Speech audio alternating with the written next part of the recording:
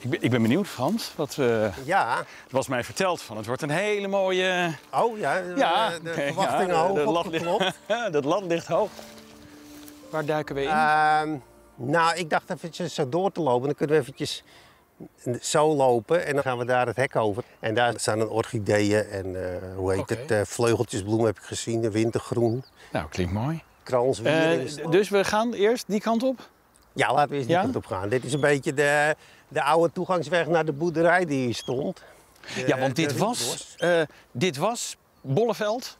Ja, ik kan me nog wel herinneren. Er stond daar aan de weg een narcissussoort, hele grote hoek. Ja.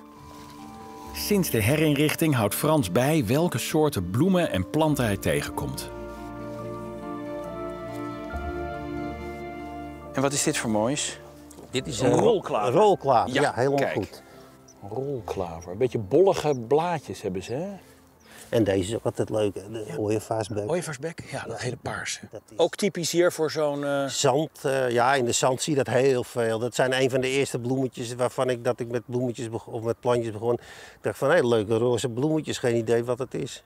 Nou, we moeten door, hè, Frans, want anders komen we nooit bij je mooie veldje.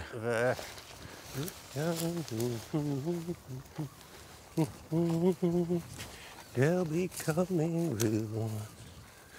Maar wat hebben we De hier? eerste orchidee die we vandaag zien. Dus dat is, ik denk, een rietorchis. Gewoon inheems. Mooi, hè? Ja, is prachtig. En dit, welke? Je zei het al? Ik denk rietorchis. Ik denk rietorchis.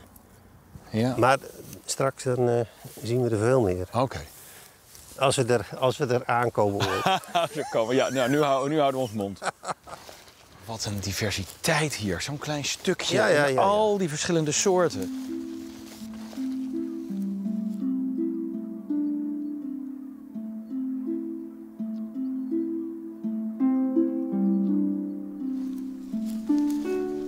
Het veldje dat Frans ons wil laten zien wordt elk jaar gemaaid. Vegetatie, dat neemt ook voedingsstoffen op als het groeit. En als het afsterft en je laat het liggen, dan komen die voedingsstoffen weer op de grond terecht en in de grond terecht.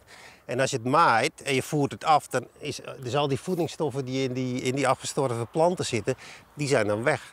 En dan blijft het schraal. Het is toch vaak een raar concept voor ons leken om te begrijpen, hè, dat je voedingsstoffen wilt weghalen. Ja. Je zou toch denken, nou, die natuur die heeft voeding nodig. Ja, sommige wel. Ja. Ja? Je hebt sommige planten die gedijen heel erg goed bij voedselrijkheid, zoals brandnetels of zo. Maar je hebt ook plantjes die kunnen daar de concurrentie niet winnen, dus die verdwijnen dan. Dus je wilt wel eerst bloeiende planten hebben voor vlinders en insecten, zodat ze zich kunnen voortplanten. En daarna maaien en weghalen. Ja. Dus, nou, is wel mooi.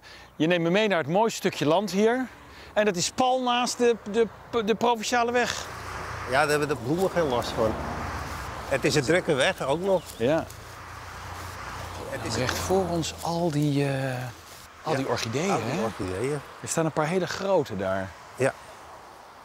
Is dat het kroonjuweel hier, Frans, de orchideeën? Ja, dat is toch wel... ze zijn natuurlijk ook niet zo heel veel voorkomend. Dus het is eigenlijk altijd een cadeautje als je er een ziet. Ik denk dat dit een brede orchis is. Ja, of een rietorchis. En, ik dacht, ik speel nu de kaart van de gevlekte orchis. Maar, nee, dat is niet. Omdat hij van die gevlekte blaadjes heeft. Ja, maar hoe heet het?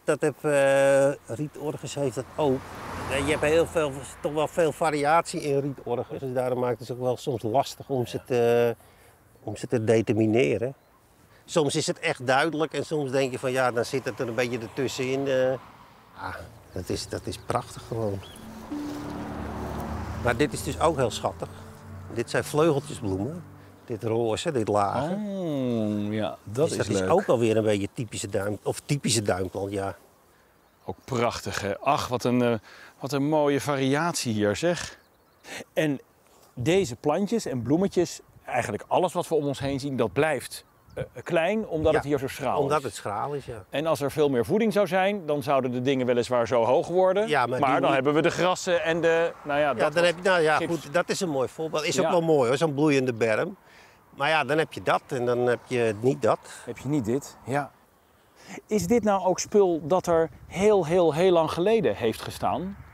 Toen het hier nog geen bollenland was geweest. En, Ik denk het wel. Ze hebben geprobeerd dit te recreëren van wat er vroeger was qua waterstand en hoogte. Maar dan krijg je dus die planten die vestigen zich gewoon waar het lukt.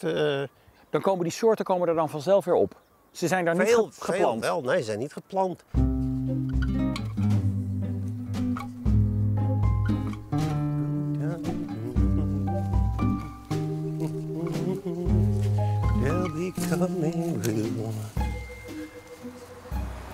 Prachtig. Wat veel vlinders, zeg. Ja, nou ja, dat is dus ook bloemen. Ja. Kijk, als dat er niet is, dan waren ze hier niet.